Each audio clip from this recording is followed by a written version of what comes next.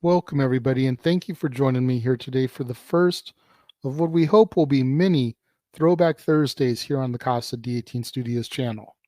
Over the coming weeks, months, and even years, we look to try to present to you some classic episodes from yesteryear from the NoDQ YouTube channel, the Jeff Meacham Network, the Casa D18 Studios, Simple Man Studios, and J. Hebert 95 Studios.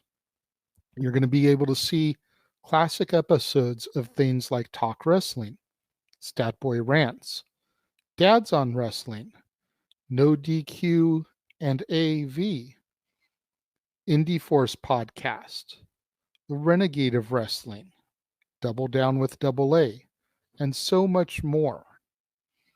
So, with that being said, sit back, relax, and enjoy today's offerings from the Casa D18 Studios channel, NoDQ, the Jeff Meacham Network, as we present our first classic Throwback Thursday.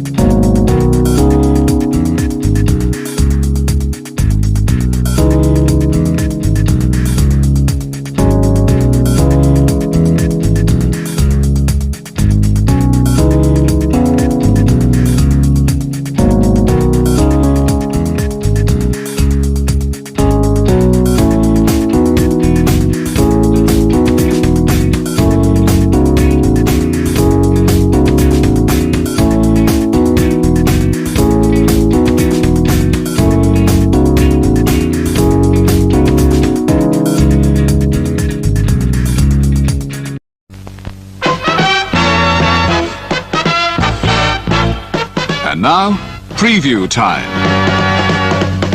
So let's take a look at what's coming your way.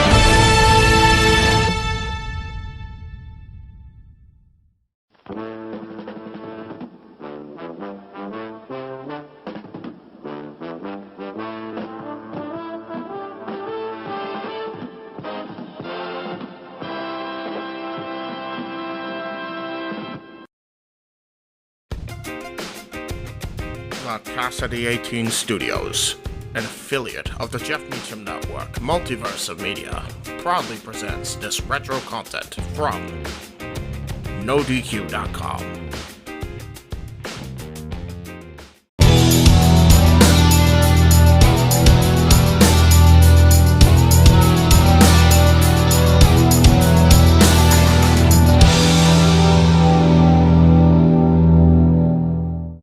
Happy New Year, NoDQ Galaxy, and here we are with the NoDQ Review. Thank you, Aaron Rift. I love that name. I want to introduce everybody. We got a lot to talk about today. So I'm going to start with the man in charge, Mr. Aaron Rift. How you doing? I am doing excellent. I'm having a great time so far here in 2018, and I'm very much looking forward to today's NoDQ Review. We'll be talking about Raw, SmackDown, pay-per-view news, and of course, the latest happenings in the world of wrestling. Yes, and as always, I like to transition over to Jexy. Jexy rocks. How you doing? I'm good. Living the sub-degree temperature life. You know, the American dream. That's why I got my hat on. And yes, my condo is heated, but it's going to be like -20 wind chill. Wow. Cool, cool. And last but not least, his phone always blows up even when we're recording because he's the man, Big Vito LaGrasso. How's it going?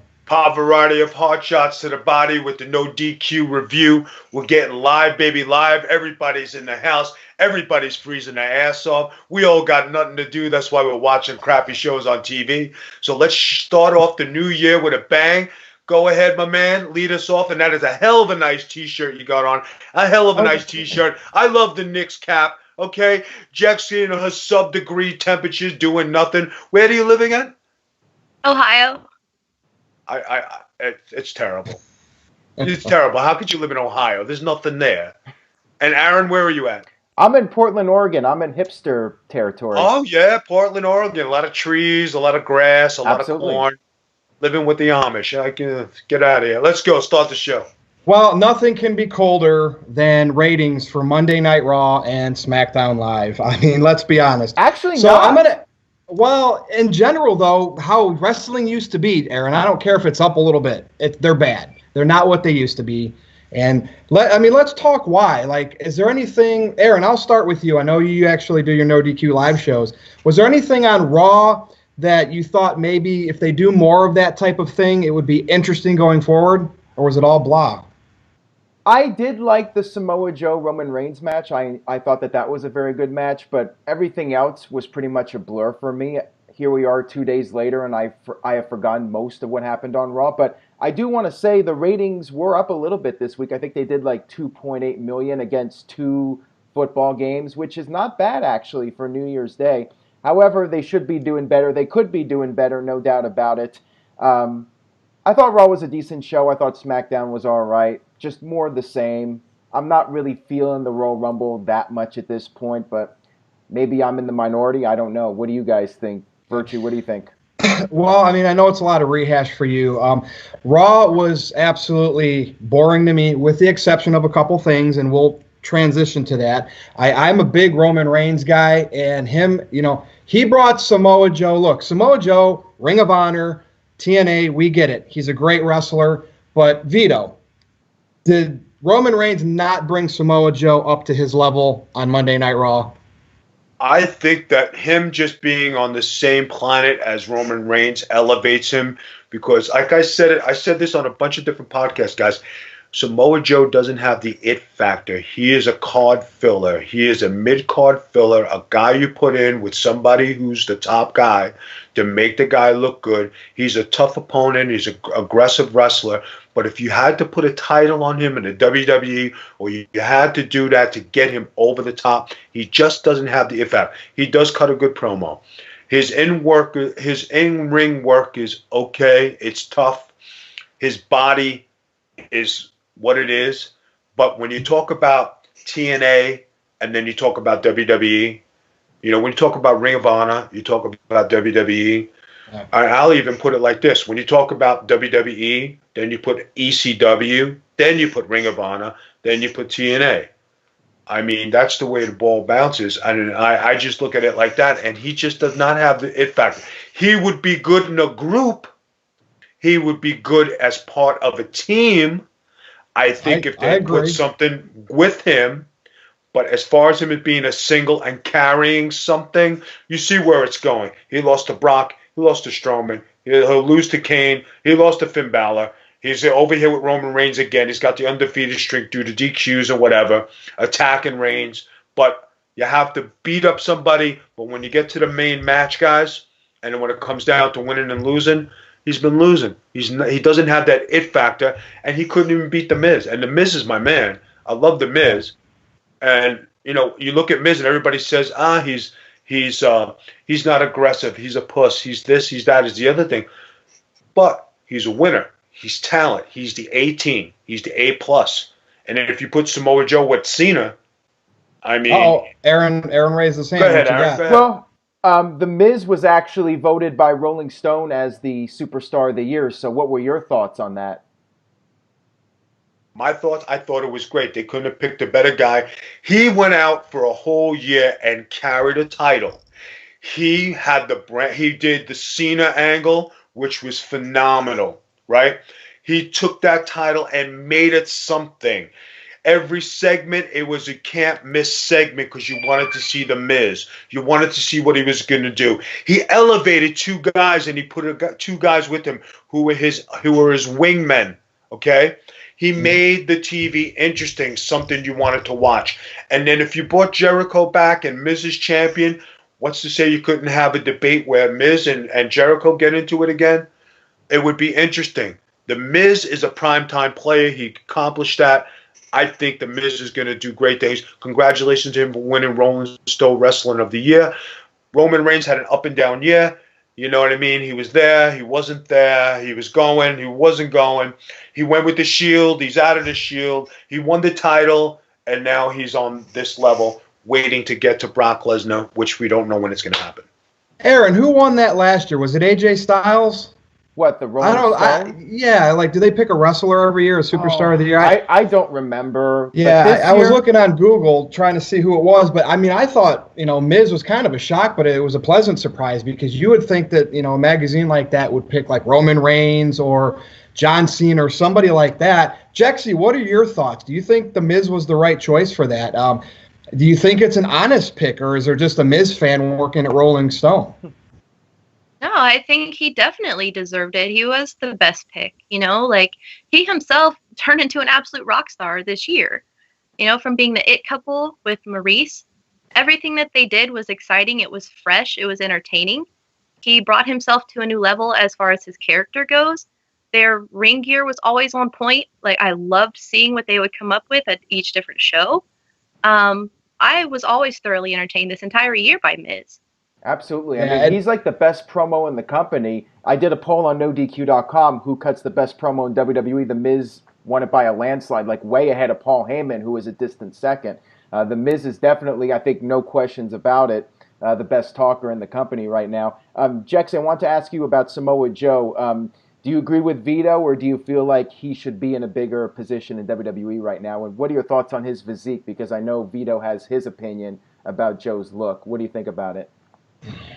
I mean, I like Joe as a wrestler because he is a very solid technical wrestler.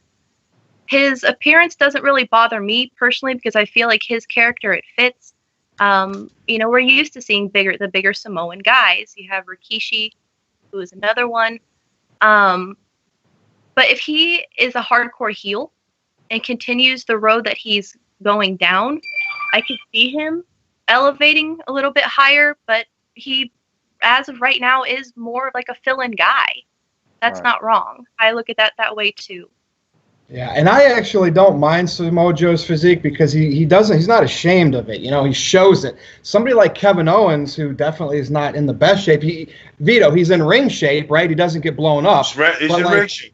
But he wears the clothes, the T-shirts to cover up, and that screams like Indy wrestler. But at least Joe's not ashamed of who he is.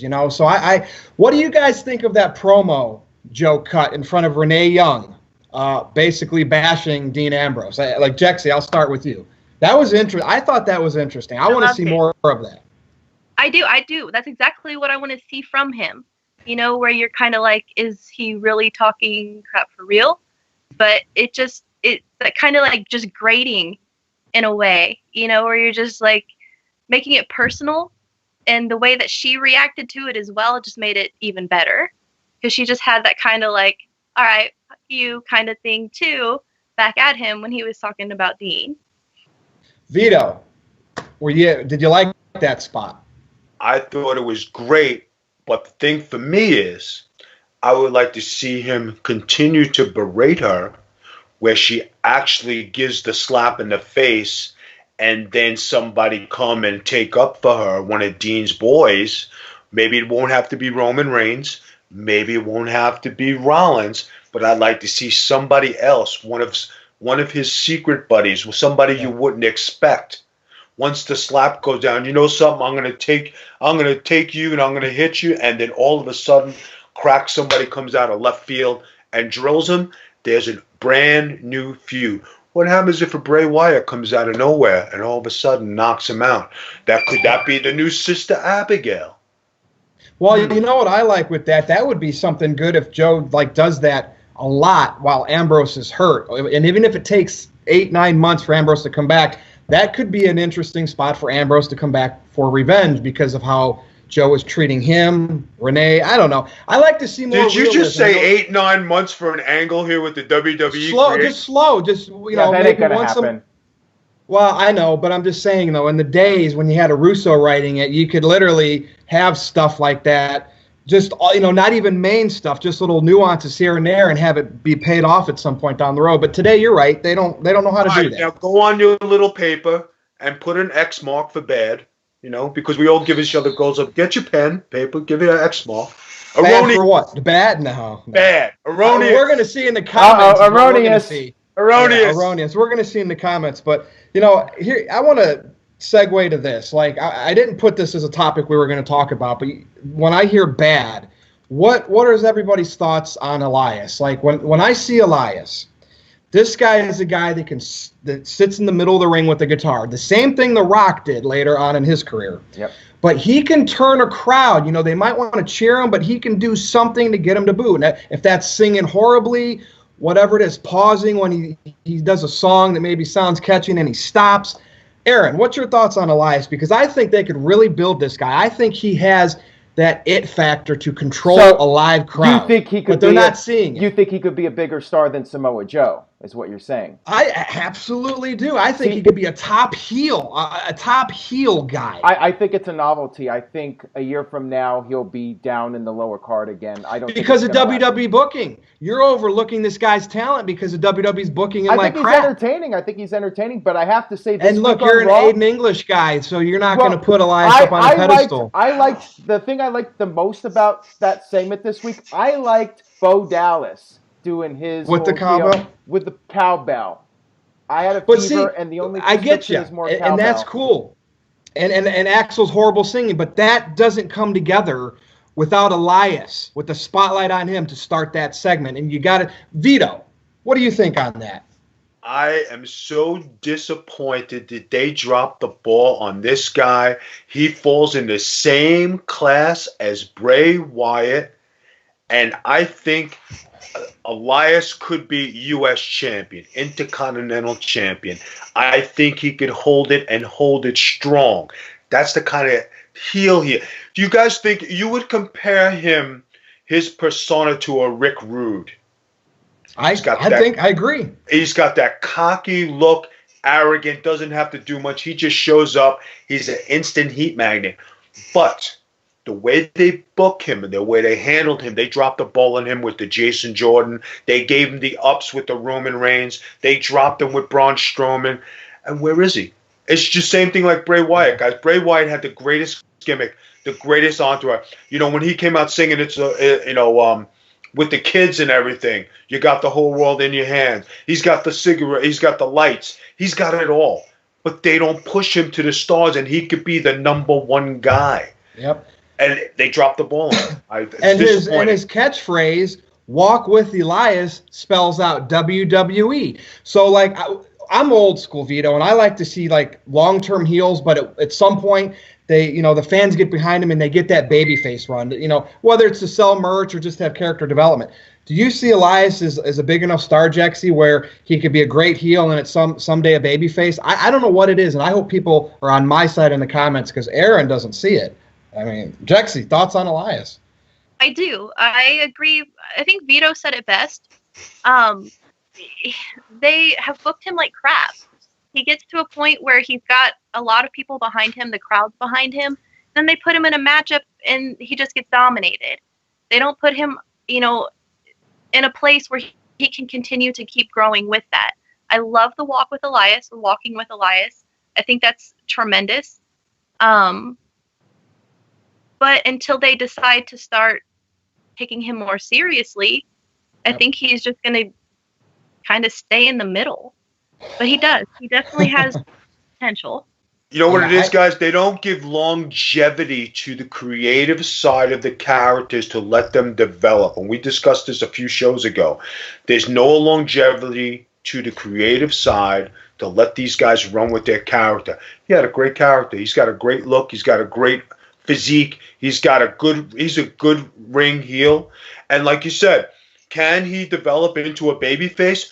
150% yes. Yep. Because, Vince is always about how can you make me money. So when I look at a star, I look at can they play every role? And I think Elias could.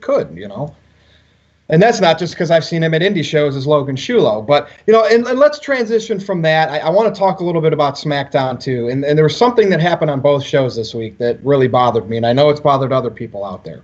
So on Raw, you had, out of the blue, unadvertised as far as I could tell, you had Asuka face the champion in a non-title match, Alexa Bliss, and beat the champion. On SmackDown, for the second week in a row, you had Sami Zayn, I believe it was Kevin Owens last week, in non-title matches go against AJ Styles. Correct? So much has happened, Aaron. That happened. And in every one of those matches, the champion lost in a non-title match. That drives a lot of people nuts. It really drives me nuts. So, Aaron, what are your thoughts on that? Because to me, it really diminishes the title, let alone the champion holding it. Well, as far as the SmackDown match goes, I mean, that was just building up the match for the Royal Rumble. I thought that was okay, and AJ Styles lost because of all the outside shenanigans. I thought that was fine. I did have a bigger issue with Raw. I thought it was weird to have that match, first of all, take place on Raw, and then for Asuka to just beat Alexa Bliss like she's nothing. Alexa Bliss has basically been the top star on Raw for the past year. And what does it say about the rest of the women when Asuka beats the champion that easily when Alexa's been the top star over the past year? So I thought it just not only diminished the title, but diminished the entire division that Asuka was able to just beat her like she was nothing. So that was my take on it, at least.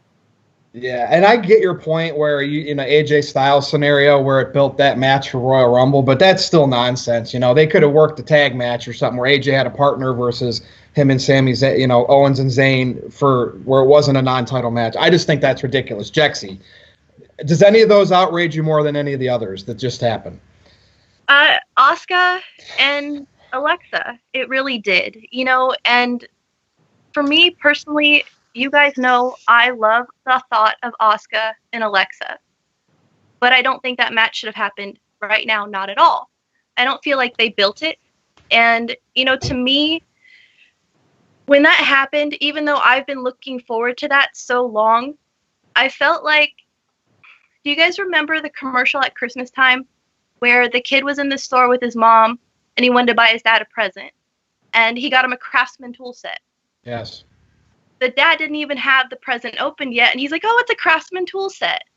Like, you have no resist the urge, to resist the temptation to just give it away.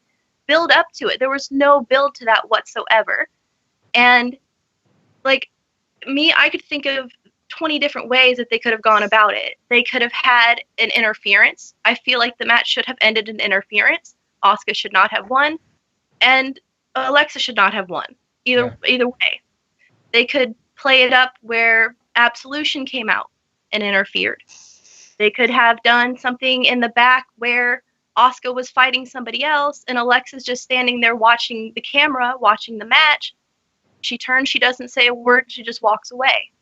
You reminded me of something, Jexy. I had to interrupt you there. What did they do with Absolution and Asuka angle? 2 weeks in a row, remember? And did that just drop out of thin air, or just vanish? Just like Natalia, she did that whole retirement speech, and then, there was no follow-up to it. And Okay, that's ahead, something Jaxie. to thought about too. You have Alexa, and they just show her walk up to Absolution in the locker room, and it looks like maybe she gives Paige money or something, buys her off to go out and interfere, to do something. Or Alexa's in the middle of a match, and Asuka walks out and just stands there, distracts Alexa, and Alexa loses. Build that. There was no reason to just get it done and over with, because it hurt Alexa and it hurt Asuka. I feel. Now, if people don't think that you can build matches anymore because there's no pay-per-views, that's erroneous, Vito, and I want to ask you on this. You have the next week's Raw that you can build stuff for to try to increase ratings. You have the WWE Network you can get people to subscribe to build. So what is this like? Vito, take it, man. I'm going to go nuts. I'm going to go off camera. All right, guys. Here's how you look at it, right?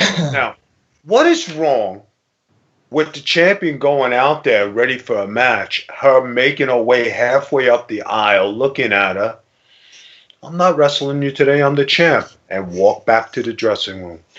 Right now, you got nobody winner or loser. You got to, okay, there's something brewing. You have this segment, like Jaxie said, where there was paying money. Everybody expected the three girls to come out and do something. Not yet. It's not time yet. When you do an angle with the champion and a challenger, okay, it's usually the champion dropping the challenger, and then when the championship match comes, the challenger usually goes over. This time, they're doing it reverse psychology, where the champion is getting dropped, and she has nobody there, and dropped. And now it looks like the momentum is for Asuka, but they're not going to give Asuka everything. They're going to make her lose her first match. It's going to come via a interference, and she's going to lose. Alexa's going to roll out. They put, what's her name, Nia Jax out of the mix, so this way she can go 10 to Enzo, so she didn't have to rely on Nia Jax, okay? Possibly setting up something where Alexa is butthurt that Nia didn't come to her rescue. The Evolution came and saved her. And who do we find in bed with Enzo? We find Alexa Bliss. So there could be something. That would be fantastic. Vito, wow. Hold on. Hold your phone. Check your messages. Wow. I cannot believe I did not see that. You got Nia and Enzo angle, buddies with Nia and Alexa. That's fantastic. Elaborate if you want to. So, guys, when everybody's here, like everybody's looking for something to happen, they're giving you all this indigestion and all these interruptions from getting the main point. Asuka is not going to stay undefeated. She is going to lose probably at the Royal Rumble. Okay, you have a couple of storylines developing. You have Alexa, who's been a coward heel the whole time until she gets the upper hand, and then she is one of the best ass-kicking heels in the company and the most dominant heel wrestler female that they have. Yeah. I'm not comparing her to Charlotte Flair, because when Charlotte is on top of her game as a heel, she is dominant, but not as dominant, as nasty as Alexa Bliss, because she's smaller. She has to be devious. She has different facials. Charlotte Flair has different athletic gifts to overpower you and do things with. But when you see this, let Asuka do her thing, because, I think she's boring. She's in the Nakamura class. I told you guys this.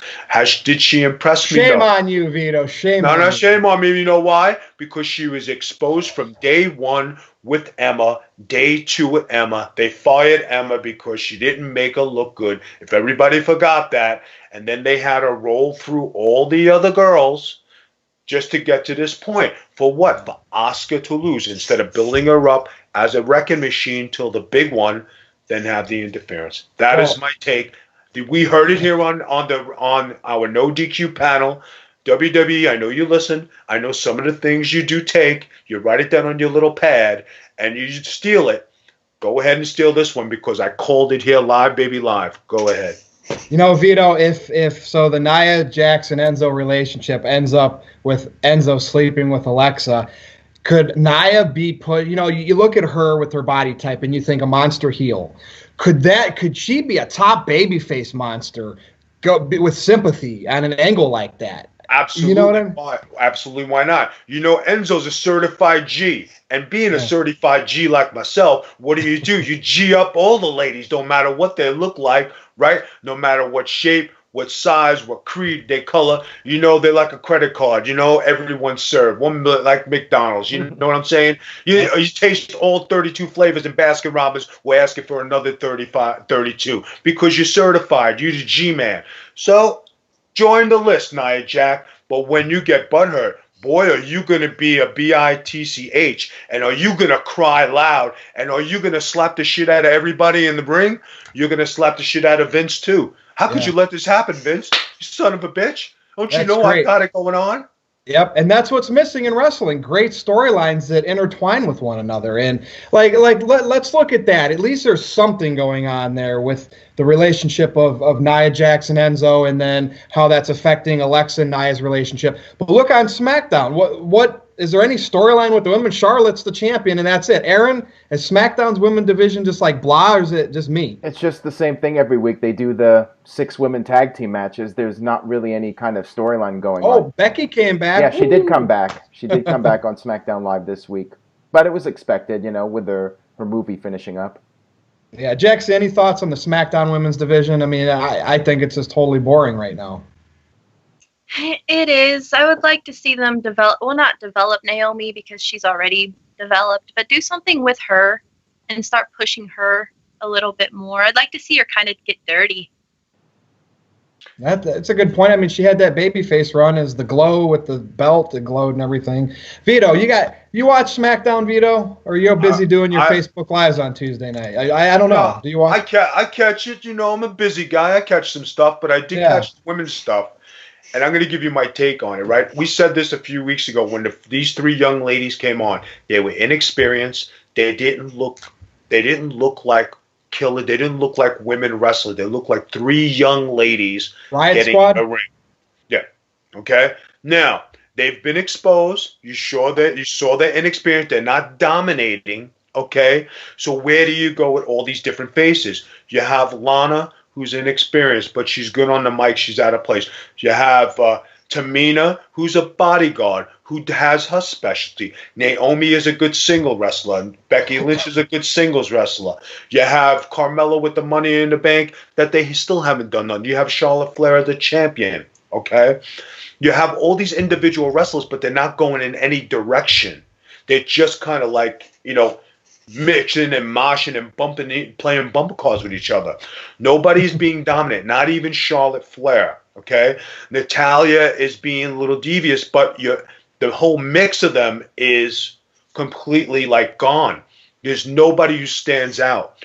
What would happen was, now if you took a group of them and you said, you know what, we're going to take ourselves over to Raw and we're going to invade Raw before the Royal Rumble. Now, I'm not talking about a whole locker room scene. I'm talking about them showing up in dresses, business suits, approaching them girls in the ring, coming in a segment. We like to challenge you. And now you got something going on. But to have them fight and do all the stuff they're outside, they've overexposed their rookiness, and they showed off their experience as wrestlers because they don't know how to punch, they don't know how to kick. Who's laughing? You see the punches, you see the kicks. It's not believable. Now I'm going to ask the 3 of you guys a question. Who out of all those people on the outside is the one person you believe that's a kick-ass woman? Jexy, I'll start with you. Who is the kick-ass woman when you see that mix mosh outside? I like Becky Lynch. Besides Charlotte, of course. Agree. I like Becky. Yeah, that's the easy answer. But that's an easy answer. But why won't they give her the push to get over the top if she's the most believable female we got? I'd like to see her as a heel. I mean, she's pretty much been a babyface on the main roster the whole time. I'd like to see her snap and turn on Charlotte. That's just a little bit of creativity, set up new feuds, have somebody. Could you imagine SmackDown ending with Becky snapping, turning on Charlotte, beating her down, and looking into the TV camera? And we don't get that anymore. Now, you just said something good here, right? You want to become creative. What's to say Becky Lynch takes these three young girls under her wing? Now you got to force them. Now you have some direction. And if they're not overexposed, all I want you three girls to do is kick the hell out of whoever I say to. I don't want you to do no wrestling moves. I don't want you to do no off the ropes. I don't want you to do no punch, kick. I just want you to pummel. Yep. Hold them up. Let me get the finish. Act like a gang. Now you got something. The lynch mob. Vito, the lynch mob. That's it. That's exactly what it is. Like a female version of the NWO. There you go, guys. Becky Lynch running it. Yeah, and I just wanted to make sure we covered both sides since we were talking about the Alexa Bliss and Asuka match. Let's move over to this. And, I am just baffled with this storyline. And I'm going to start with you, Aaron. Okay.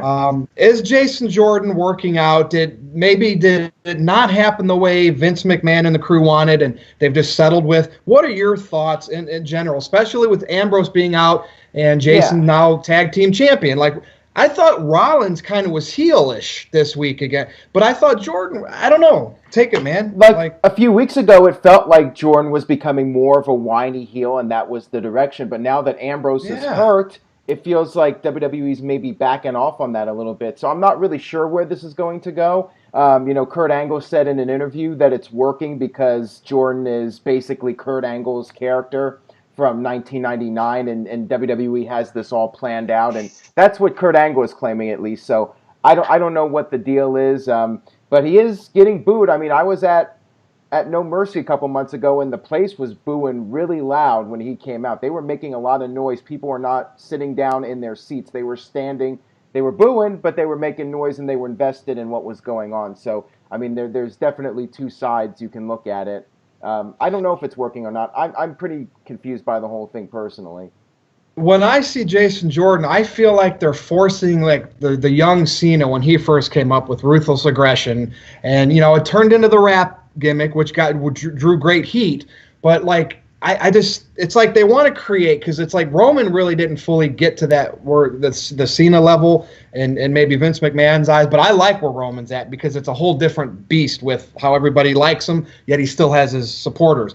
But I think that they're always trying to make the next Hulk Hogan, John Cena. And Vito, do you think they're looking at, and I know I'm reaching on this because Jason Jordan's probably still green to a point, but do you think somebody in the back is looking at Jason Jordan, throwing him out there with this, thinking, let's see if we get the next John Cena? They're looking at his body. They're looking at his look. They're looking at his smile. His promos are horrible.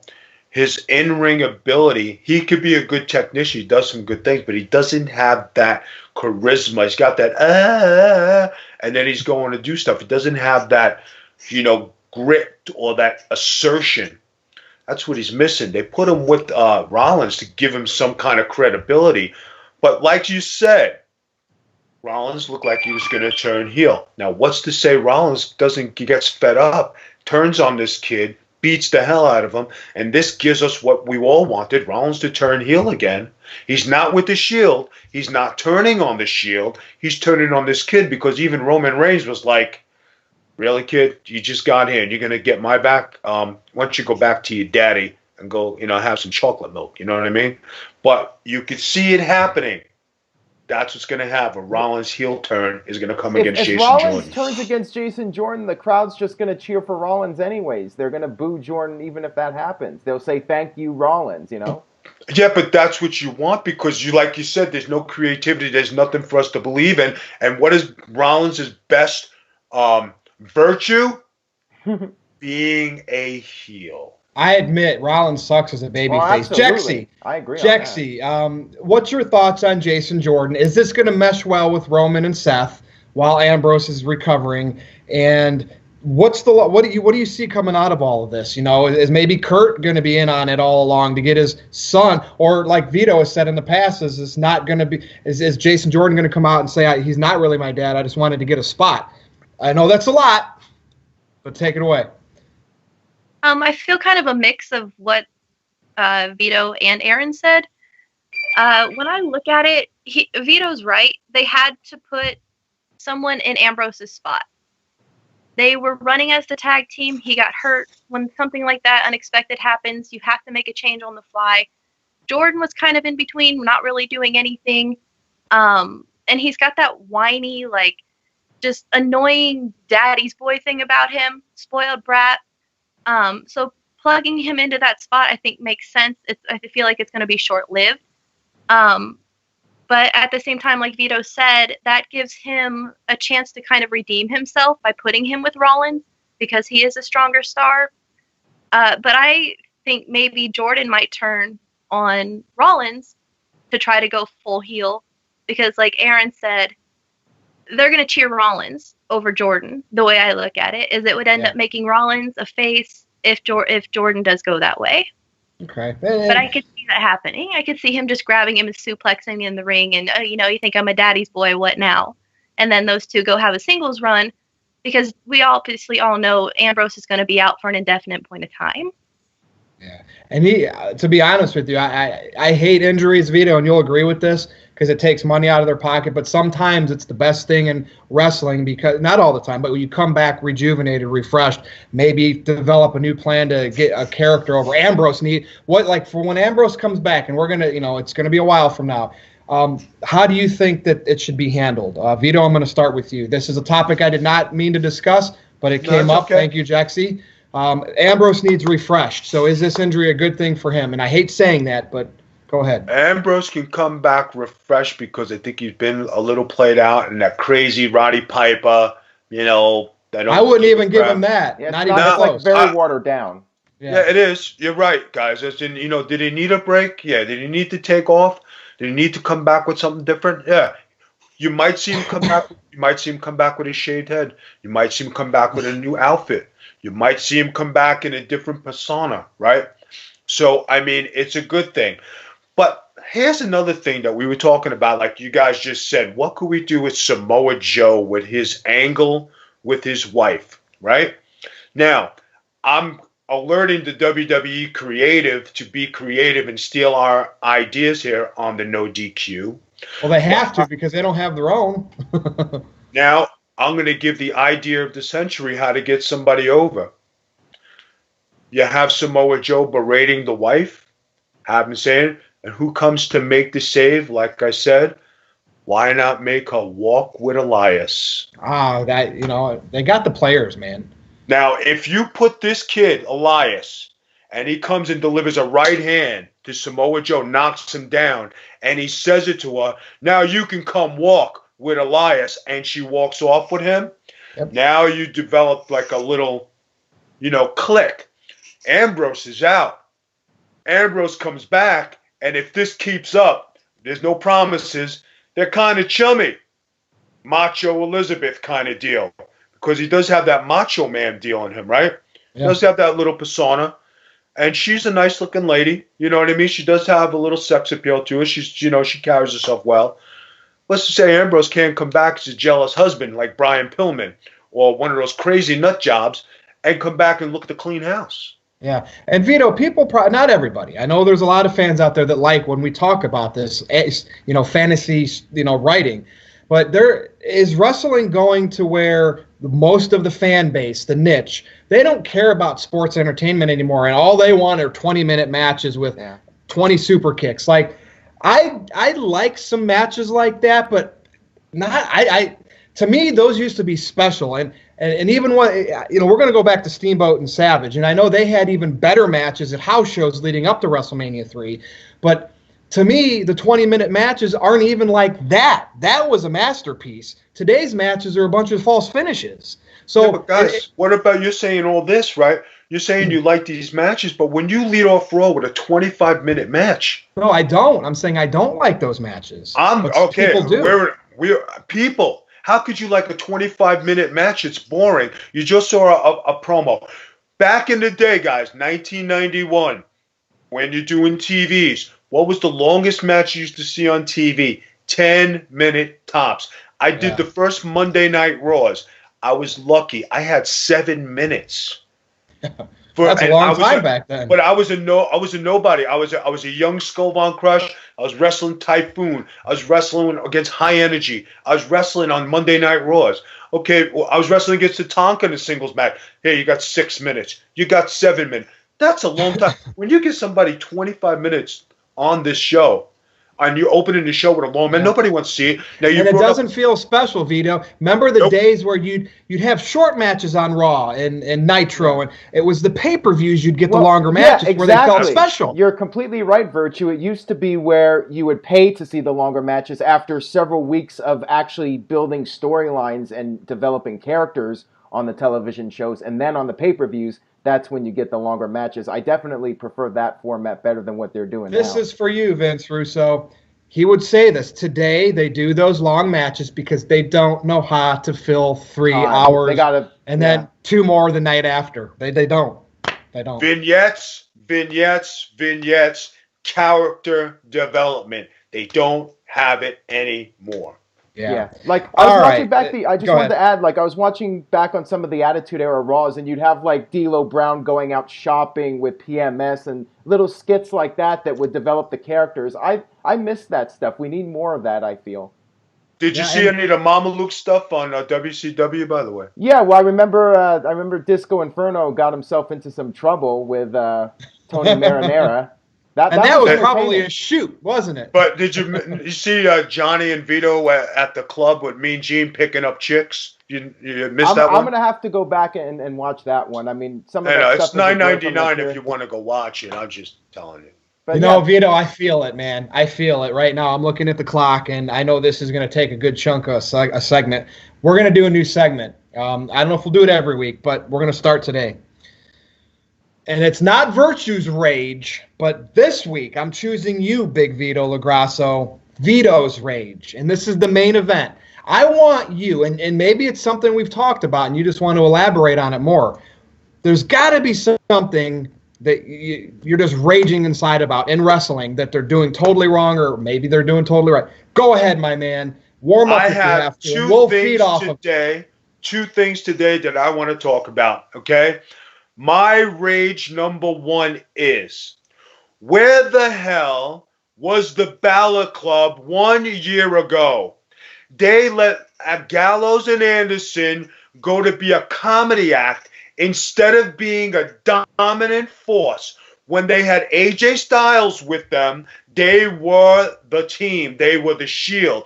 They were something you wanted to watch. They put Finn Balor with these guys, and Finn Balor, I couldn't wait to get my boys with me. Like you're just happy to be there. Go back to the Indies, go back to your bingo holes, go back to Ring of Honor. You do nothing for me. Now you're bringing this together. It's obsolete. You're too late, WWE. Why did you put it? Because the Shield is hurt. You need another 3-man group. This is a year too late. Secondly, what we talked about today, the creativity of the characters and longevity of heels and baby faces. We do not have character development, and we don't have anybody to define heels and baby faces and storylines. Everything is hotshot. That is the thing that gets me crazy. And we just said it on this show. Elias, you want to liven him up? Let him take on for Ambrose's wife. Let him knock out Samoa Joe. Now you just made him a king babyface. Put him in the title run. Maybe to go run against Reigns. Maybe with the announcer chick there say, no, you can't do it. No, babe, I got this. And now you got a little storyline. Enzo, you got with Nia Jax. Great going. Alexa Bliss, go sleep with Enzo. Now you got Chicken Soup. Now you got Nia Jax coming back as a raging lunatic, possibly pregnant. The miscarriage, all the friggin' drama that goes along. She'll be on Facebook, on Twitter. Who knows? We need this kind of stuff, real life situations, so we can believe. Right now, we do not believe. Case in point, Jason Jordan is not Kurt Angle's son. I don't care how you look at it, what you do. Yeah. It's not believable. Now, Vito, what hurts a story like that? Like, is it because of the internet? Like, in the early 90s and late 80s, we could believe it because a lot of people wouldn't know. Like, the smartened fans, is an angle like that not work because of the smartened up fans? Guys, the one thing we're missing in wrestling today. Everybody out there, listen to this. It's one word: kayfabe. Yes. Yep. There's no Aaron, kayfabe no more. I saw Aaron shaking his head when you were talking about it's too late for the Balor Club. Now let's remember, AJ Styles and Finn did this, and I don't know if Vince McMahon was happy about that. Now AJ became the WWE champion, all is well in AJ world, but Finn, to me, he's been demoted since then, and they put the pranksters of Gallows and Anderson with him. Aaron, do you think it's good or too late? I saw you shaking your head. Well, Maybe I was misreading you. It's better than nothing, I suppose. But I think back to like when Anderson and Gallows first debuted, and I think WWE missed the boat on those guys right from the get-go, because when they debuted on the Raw, it was in Los Angeles at the Staples Center. I remember it. They felt like they were outsiders. I think WWE could have done some sort of invasion angle with those guys and given them some real credibility as outsiders. But instead, within a couple weeks, they're just guys on the roster. So I felt like something could have been done with them as like a Hall and Nash type group right off the bat, and I feel the boat was missed on that. That's just my take on it. Now, at least it's something for them to do, which is better than nothing. I mean, Jexy, your thoughts? Yeah, it's better than nothing. Sometimes I wonder if WWE does stuff in spite of themselves, because you had the actual Bullet Club that was so popular and it's all over the place that we're not going to do it because we don't want to copy, or something along the lines of that. As silly as it may seem, but we've seen them do stuff like that before. I don't think it's necessarily bad to be doing it now, only because it gives Balor and both of the Andersons something to do. It gives them a chance to create new feuds, and maybe if we do end up seeing a Shield kind of like rivalry. Persona. I was going to say, that Jackson, I'm supposed. People in the comments that I need to disagree with you more, and so you're saying the Balor Club, the Bullet Club, Balor Club, whatever you want to call it, you're putting them in a potential Shield type? No, I don't see it. The Shield was so electric when they first came out, when they debuted, and again, I don't know if the CM Punk had a lot to do with getting that together or not. There's not nowhere even close. Elaborate for me. Elaborate how you can see the Balor Club at the Shield level. I can't. Before you go, Finn doesn't. Not everybody does this anymore. When you watch it, it looks like it's only 20% of the crowd. Now, before you go, Jackson, I'm going to remind you of something. When they had a chance to really be superstars and really be dominant, Gallows and Anderson, who did they take out to elevate themselves to really be the Mac Daddies of the tag team division? Tell me. Who did they take out? The Dudley Boys. They retired the Dudley Boys. I don't even remember that. Yeah, it was a while ago. Good memory, Vito. Yeah, my head works every now and then. So when it comes to being in that faction, when you're going to make your way, that was the height of them, where they could have said, we're going to hold these titles for a year, and we're going to be the best tag team in the division. They beat the Dudley Boys. The Dudley Boys are we're the best. They dropped it and made them comedy. Now go ahead with your... I'm just clearing up some scrambled eggs here. Go ahead. Yeah, no, for sure. And Virtue, when I say that, I don't mean that they're going to be the same level as the Shield as far as what they did. But if you were to make a spinoff of them, to have that group to go out and do what they're doing, Finn has been singles. Roman was singles. You have your tag team. You have a new stable that they can go out and work with more people. If that makes sense, they have chemistry. They have chemistry together, which is, I think, the best thing they have going for them. The three of them together might be able to connect with the audience as a popular babyface act. I mean, time will tell on that. I see it as a comedy act, though. Like, to me, Finn walking out to the ring. I think it's a fresh start. I think it's a fresh start for Anderson and Gallows. I think it's a fresh start for them. Them as babyfaces now. Yeah, I think Balor needs some sort of makeover. I totally agree with you on the jacket. Finn Balor, as is absolutely awful. He's too candy ass. He's a Rudy Poo candy ass. The 7th grade or the 5th grade class photo smile has got to go. Yeah, he needs more of an edge. He needs more of an edge. The abs. I guess if you're catering to kids and females and want a Roman Reigns, okay, whatever. I get that, Jaxie, but I don't know. I want first of all, Balor. there's been these Balor versus Lesnar fans out there that want to see that. No, unless you make Balor this demon, the sadistic demon where, not Papa Shango like, but you almost need to put Balor there to even consider having him in the same ring as Lesnar. Go ahead. Who wants to talk about that? Now we're talking Finn Balor and Lesnar and why it hasn't happened. Let's go. Let's do this. Thank you, Vito. Your rage is carried on, man. You did it. Oh. I'm telling guys, you want to talk about putting people in perspective? Let's talk about it, okay? The Shield was elite.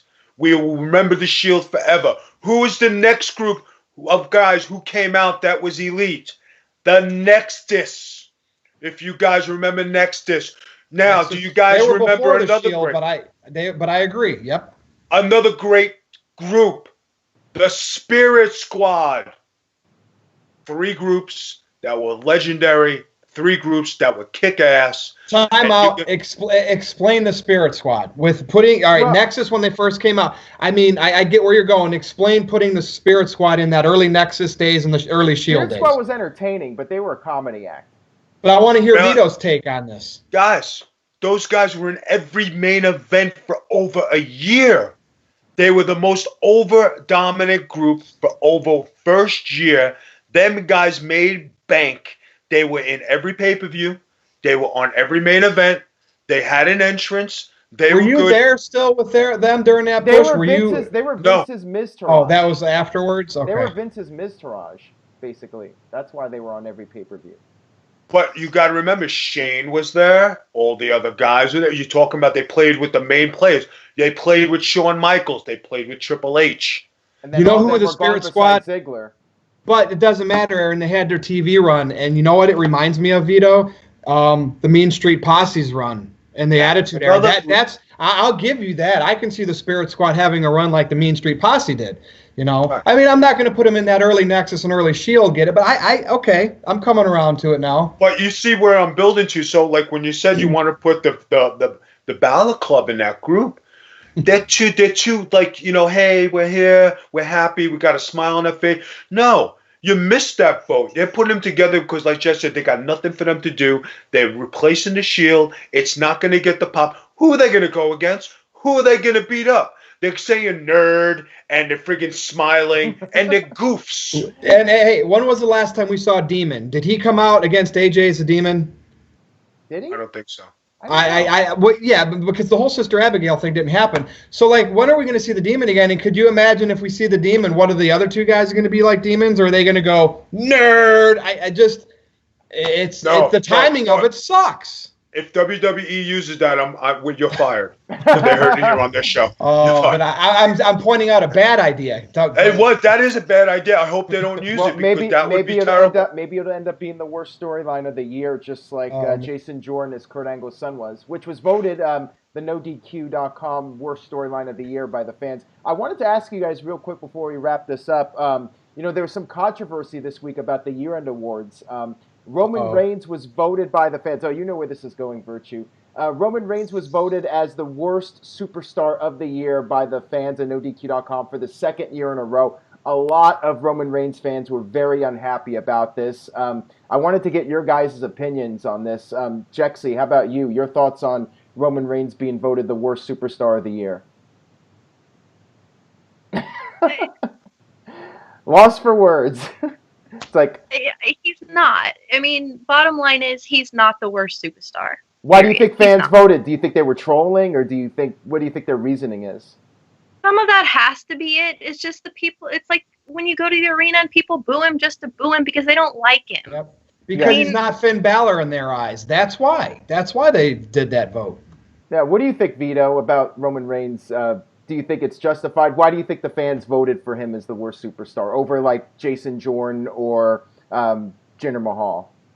Because he has that Cena effect on people. Yep. And he's shoved down everybody's throat every week, good or bad, and that's what he has. He has this Cena effect. He just shows up and you just get a rumbling. You get out of your seat, you move your seat around, you stand up, you sit down, you crumple up paper, you throw your drink down. He's got the Cena effect. Now, I didn't even know you guys voted on this stuff, but I didn't happen to hear anything about rookie Podcaster of the Year award that went thrown around. That my name was thrown around. I didn't hear a winner yet. I was just wondering if you guys came up with an award, anything. Well, if we did, it would definitely be you, no doubt about it.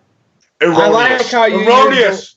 Erroneous. You use the word. You've been reading Virtue's Rage all of 2017 in my columns when I did, and I do have to do a new State of the Roman Empire column because, again, Aaron, this is my takeaway on this. I've used that term Cena effect before with Roman Reigns, Vito, and I am glad to be on NoDQ.com and be the guy that accepts Roman Reigns. Is he forced? Yes. I found that happy medium where I can accept it and I can see the good and the great in a Roman Reigns. So when I see, you have your NoDQ fans that vote Roman in those categories and he gets 3 Razzies or whatever you want to call them, then I see the backlash and Roman fans saying, you're a troll site, this and that.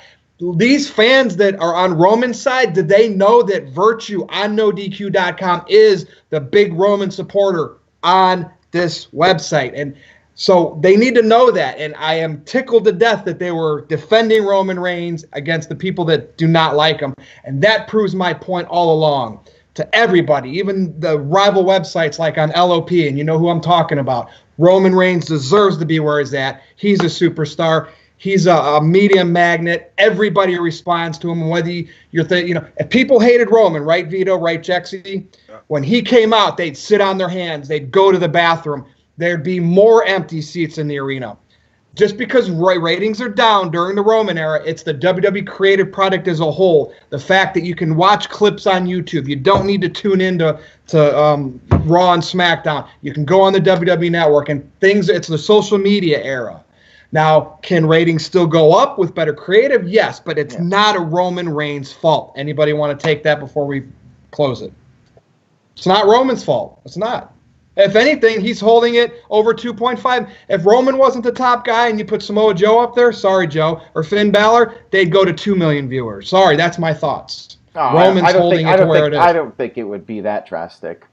Absolutely, because that niche fan base is that. How many WWE Network subscribers are there? 1.52 million? That's the niche fan base, Aaron. Yeah, if you take Roman out of the equation, that's where the numbers go. That's just my opinion. I don't think they would drop that far. They might drop a little bit. Roman might be keeping things up a little bit, but I don't see it as that much. I don't think he's put a decibel reader in the arena. I think there's a number of guys that if they were given Roman's opportunity in his spot, they would do just as well. Just my take on it, though. Who? I'm putting you on the spot. Joe. I like Joe more than you guys are giving him credit for. You do what Roman does, Jexy. Pete Dunne, guys. The answer to there everything is Pete Dunne. Pete Dunne. I think I might be taller than Pete Dunne. That's the only people problem. People are going to love that, Jexy. You just popped the comment section. I love Pete Dunne. Pete Dunne is great, but I think I'm taller than the guy, and that's saying something. Really? You got a free T-shirt. You got what? You're pushing his merch. It might be a signed Pete Dunne T-shirt. You killing me. Edition. I don't think Joe can control a crowd like Roman. I mean, the night after WrestleMania last year, Roman you hear the did people, that. Every time Joe comes out there, the crowd's going Joe. They are into the guy. I've been to the live events. The crowd is. They've been doing Joe because that goes to the beat of his song. You are stuck on these like Rusev Day stuff and Joe. I've been to. Have you been to a WWE show lately?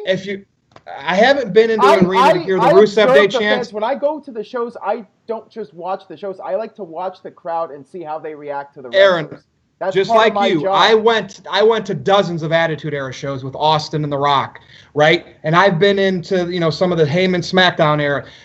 I've never felt the electricity in arena since then. With Roman Reigns is the only guy. Oh, no doubt. Roman does get that. Yeah, so that's what I'm saying. Joe can't reach that electricity in an arena. I'm sorry. Rusev Day can't.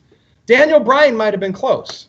Again, it's the Cena effect because Roman has been shoved down everybody's throats. So now you have the group of fans that hate him and the group of fans that love him, and there's that very polarizing factor to him. Joe, I think it's slowly turning though. I'll tell you one thing. He did get a lot better on how he carries himself. He did overcome a lot of obstacles because when he was shoved down everybody's throat, he was green. He wasn't a very good wrestler. He has worked to become a quality worker and a main event guy. You got to give him that. The response he gets is the Cena effect because that's how he was brought up. The same way as Cena. The same way as Batista. Guys, when I was there, when Cena and Batista would go match after match, and you would listen to the reaction of Cena, you really listen to the reaction of Batista. Batista blew his doors off. Yeah.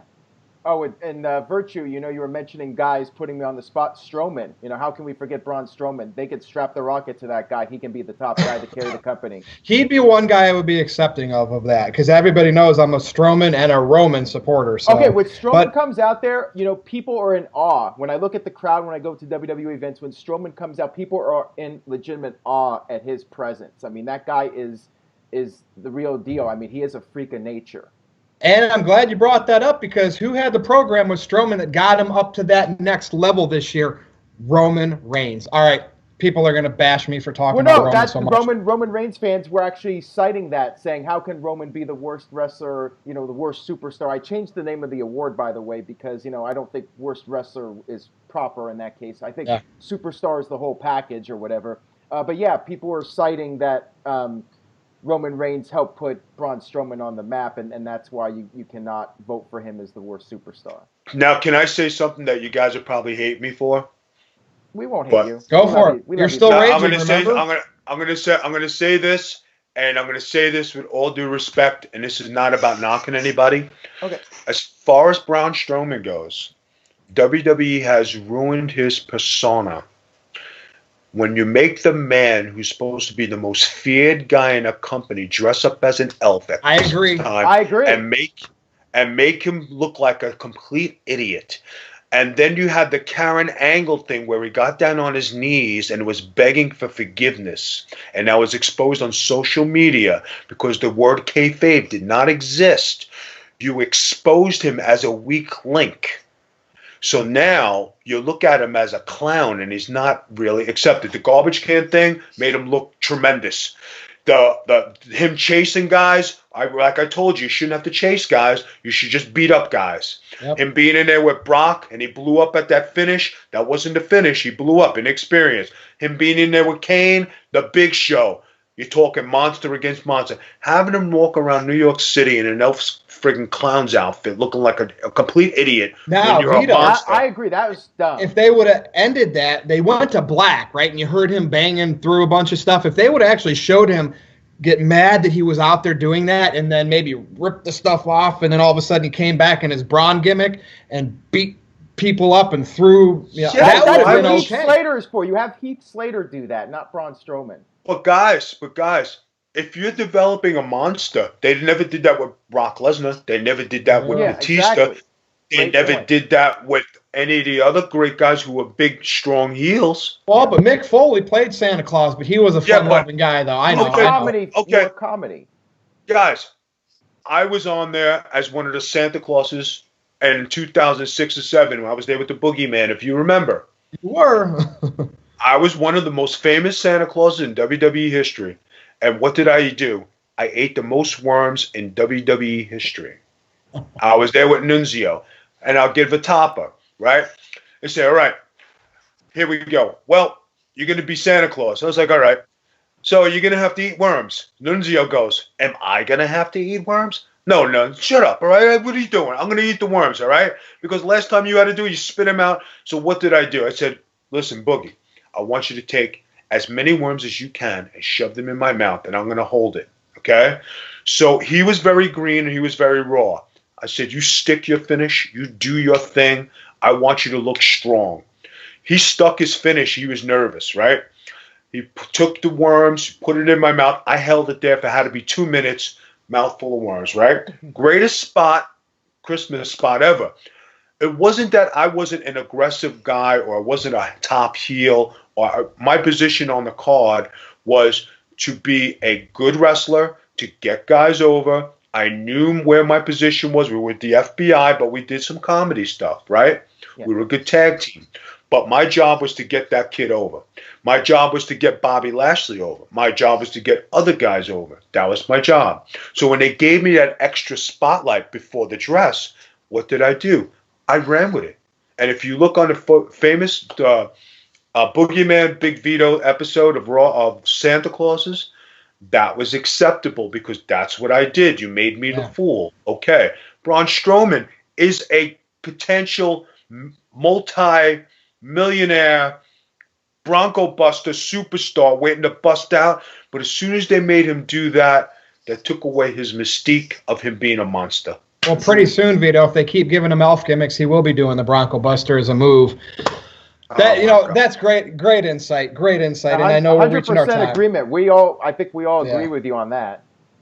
And we'll be back next week, but it's time for plugs. All except those Pete Dunne fans. Yeah. We should have closed the show on that because we couldn't top that. So, Jexy, go ahead with your plugs. Thank you for being on.